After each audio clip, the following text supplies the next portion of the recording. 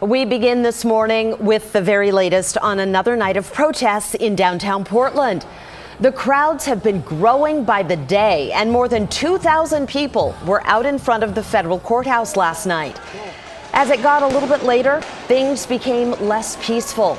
We saw some protesters launching fireworks at the entrance of the courthouse, which is now blocked off by a fence.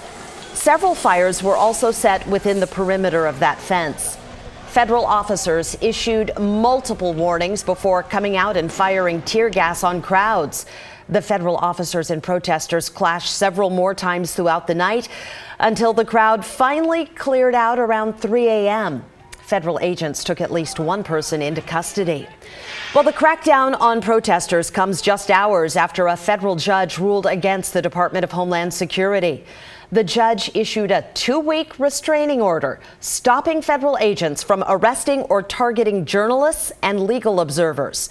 The American Civil Liberties Union filed that suit.